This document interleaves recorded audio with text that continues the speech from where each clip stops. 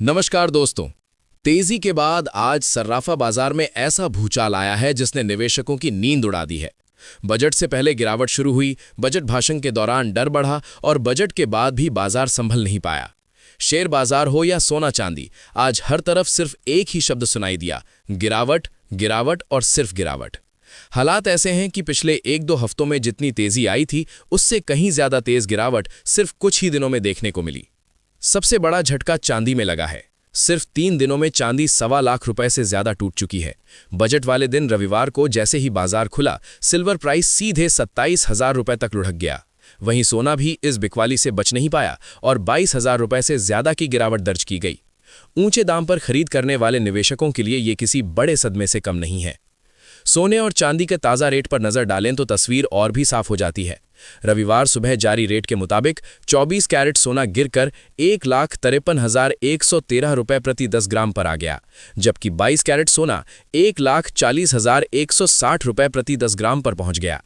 जरा सोचिए, 29 जनवरी 2026 को सोना 1,76,131 रुपए प्रति 10 ग्राम था और सिर्फ कुछ ही दिनों में 1 फरवरी को यह सीधे 1,53,113 रुपए प्रति 10 ग्राम पर आ गया। उधर चांदी की हालत और खराब रही। 19 जनवरी को 3,79,988 रुपए प्रति किलो रहने वाली चांदी 1 फरवरी को गिरकर 2,66,175 रुपए प्रति किलो पर आ गई। अब बात करते हैं MCX की, जहां हालात और भी नाटकीय रहे। पिछले हफ्ते के आखिरी कारोबारी दिन से ठीक पहले MCX पर चांदी ने 4 लाख रुपए प्रति किलो का आंकड़ा पार कर लिया था। 5 मार्च एक्सपायरी वाली सिल्वर 4,20,448 रुपए के लाइफ टाइम हाई पर पहुंच गई थी, लेकिन इसके बाद जो हुआ उसने बाजार की तस्वीर ही बदल दी। अगले ही दिन चांदी 1.28 लाख रुपए टूटकर 2,91,922 रुपए प्रति किलो पर आ गई। रविवार को बजट से पहले बाजार खुलते ही इसमें फिर जोरदार बिकवाली हुई और भाव गिरकर 2,65,652 रुपए प्रति किलो तक पहुंच गया। यानी MCX पर सिर्फ 3 दिनों में ही चांदी 1.5 लाख रुपए से ज्यादा टूट गई। इस गिरावट का असर सिर्फ स्पॉट और फ्यूचर्स तक सीमित नहीं रहा, गोल्ड और सिल्वर ETF भी बुरी तरह दबाव में आ गए। मेटल सेक्टर में चल रही इस भारी बिकवाली के बीच कई सिल्वर ETF और गोल्ड ETF में 11% तक का लोअर सर्किट लग गया। ICICI गोल्ड ETF में भी 9% से ज्यादा की गिरावट दर्ज की गई, जिससे रिटेल निवेशकों की चिंता और बढ़ गई। अब सवाल सबसे अहम है, निवेशक क्या करें? एक्सपर्ट्स की राय यहां बेहद जरूरी हो जाती है। पृथ्वी फिनमार्ट के फाउंडर मनोज कुमार जैन का कहना है कि सोने में आई ये गिरावट निवेशकों के लिए एक मौका भी हो सकती है। उनके मुताबिक सोने की कीमत में ये गिरावट पैनिक की वजह से आई है। इंटरनेशनल मार्केट में शुक्रवार को कमजोरी दिखी थी और उसी का असर रविवार को भारतीय बाजार पर पड़ा।